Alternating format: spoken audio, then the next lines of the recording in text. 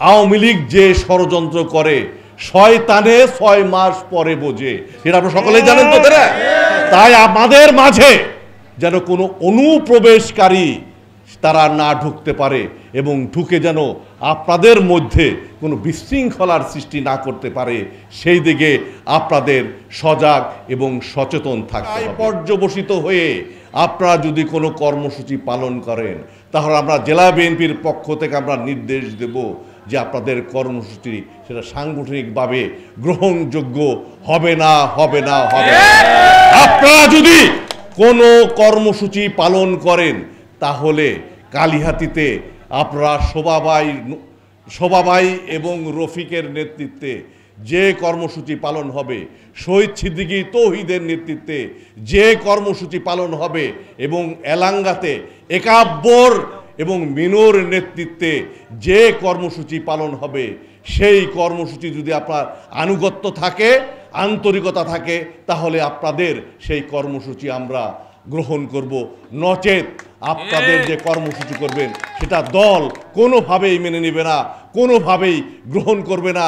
এটা আমার বার্তা না, এটা টিটুর বার্তা না, এটা দেশনায়ক তারেক রহমানের নির্দেশ এবং তারেক রহমানের বার্তা। প্রিয় সাথী বন্ধুরা, সম্প্রতিকালে আপনারা দেখতে পাচ্ছেন যে আপনারা জানেন যে গত 5ই আগস্ট একটি ছাত্র জনতার গণঅভ্যুত্থানের মাধ্যমে আপনারা জানেন যে দোদণ্ড প্রতাপশালী দুঃশাসক শেখ হাসিনার পতন হয়েছে। আমরা কিন্তু 5 তারিখেও সকালেও ভাবতে পারিনি যে এই শেখ হাসিনা সরকারের পতন হবে, কিন্তু আমরা ধারণা করেছিলাম যে এই সরকার আর ক্ষমতায় থাকতে পারবে না, কিন্তু এত তাড়াতাড়ি ক্ষমতা থেকে চলে যাবে এটা কিন্তু আমরা অত সহজে ভাবতে পারিনি। প্রিয় সাথী বন্ধুরা, সেই অসাধ্যটা সাধ্য করেছেন আপনারা এবং ছাত্র ভাইরা। সেই বিজয়টাকে আপনাদের টিকিয়ে রাখতে হবে, ধরে রাখতে হবে। আপনারা জানেন সেই দোদণ্ড প্রতাপশালী দুঃশাসক শেখ হাসিনা অগোচরে তিনি কিন্তু ভারতে পালিয়ে গিয়েছে। ভারতে বসে তার সাবেক মন্ত্রী এমপি এবং অবৈধ সাবেক মন্ত্রী এমপি দ্বারা কিন্তু প্রতিনিয়তই এ দেশের উদ্দেশ্যে তারা কিন্তু বিভিন্ন ষড়যন্ত্র করছে। আপনারা জানেন কিছুদিন পূর্বে বিচার বিভাগ দ্বারা একটি কু করার পায়তারা করেছিল, সেটা কিন্তু আমাদের ছাত্র জনতার প্রতিরোধের মুখে সেটা কিন্তু পারেনি। আবার কয়দিন আগে আপনারা দেখেন যে আনসার দিয়ে তারা একটা বিশৃঙ্খলার সৃষ্টি করেছিল সচিবালয়ে, সেটাও কিন্তু ছাত্র এবং আমাদের দেশপ্রেমিক সেনাবাহিনীর আন্তরিকতায় সে চক্রান্তও কিন্তু বাস্তবায়িত হয়নি, যেটা আপনারা জানেন। তাই আমি আপনাদেরকে বলবো, আপনাদেরকে সজাগ থাকতে হবে, সচেতন থাকতে হবে, কারণ আওয়ামী লীগ যে ষড়যন্ত্র করে শয়তানে 6 মাস পরে বোঝে, এটা আপনারা সকলেই জানেন তো।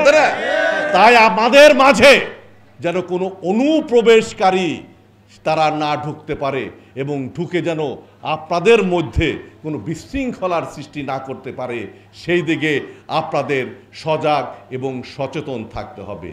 প্রিয় সাথী বন্ধুরা, আপনারা জানেন যে স্বাধীনতা অর্জনের চাইতে রক্ষা করা কিন্তু কঠিন।